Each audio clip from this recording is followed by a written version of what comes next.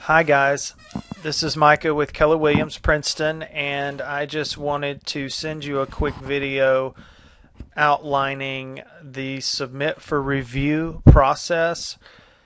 When you submit a loop for review, it is just like when you would submit your files to the office for a compliance review. The only difference is in this aspect you are basically not sending anything. You've uploaded the information to the loop and you are actually changing the status. So when you submit something for review, you are changing the status to a compliance review status at which the front desk will recognize as something we need to look at.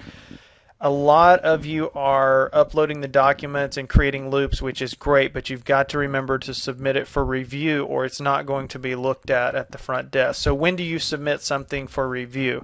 The best time to submit something for review is just like when you used to submit it, except you are not really sending anything, you're just changing the status. So an example would be you get a listing, all the paperwork signed, it's in the loop, and you're done with it at that point. Usually at that time you would think of, I need to let the office know about this. So then you would click submit for review. So you would go up here where it says I'm in a buyer's loop. You would go up here where it says additional options available. Click on this red button and then click on submit for review. Click next. And then you're going to see your information has been submitted.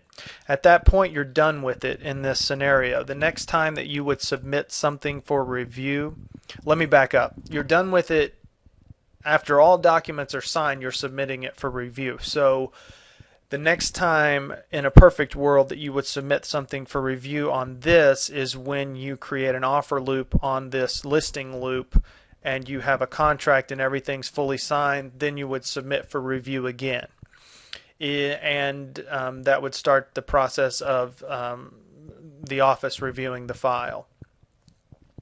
What you want to make sure that you do is not submit it for review on every document. You only need to do it on pertinent information. So you would not submit for review when your attorney letters start coming in if something's under contract. You would just simply upload that to the loop.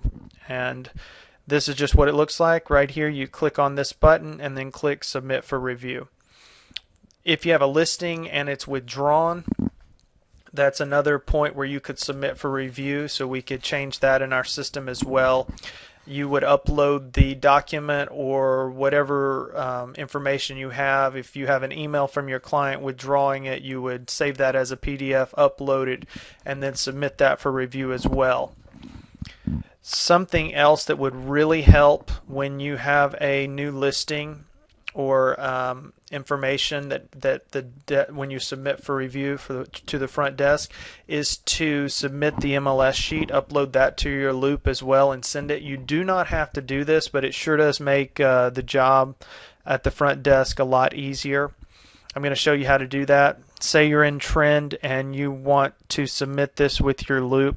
Like everything else, you've got to convert it to a PDF. Make sure you have PDF software or you can't do this. You really need to have that. Qt, C-U-T-E, PDF, Qt PDF, Qt.com is a good one. This one that I use Adobe and Primo, just depending on what I'm using it for. So you would just go in here and print, find your software. I'm going to use Primo for this one. And then save it on your computer. It's going to ask you where you want to put it, and I'm just going to put it on the desktop. And I'm going to name it MLS sheet. Save, and it just created that PDF on the desktop. Then I'm going to go back to the loop. And I'm going to upload this to the loop. So basically, if you can upload something to Trend, you can upload this. I know that I put this on the desktop and I named it MLS Sheet. So I'm going to go find that.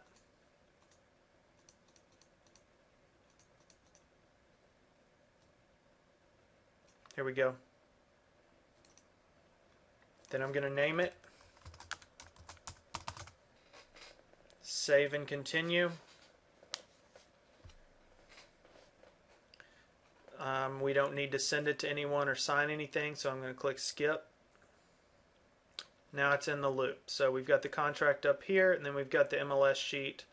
And so say this is a listing and you have everything in here, or it could be a buyer's loop and you have everything in here, everything signed, you put the MLS sheet in here, click on this, submit for review. You're done. Again, the office is not going to review a file unless it's submitted for review. Let me show you what the other side looks like really quick, and then we'll be done. So we have something called the broker dashboard, so we can see everything that's going on.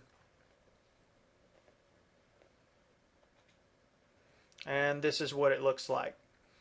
We've got a lot of properties here. We've got initiated, initiated, initiated. See here where this one says listing number created. Kathy submitted a listing, submit for review, and then that prompted Carrie to check off on the file and then create a listing number, which has to do with how we add information on our side. That's it for this little tutorial. If you have any questions about this, I'm going to, within this email there's an attachment as well that you can open that'll show you what it actually looks like in a PDF. Thank you so much for your time, and have a great rest of the week.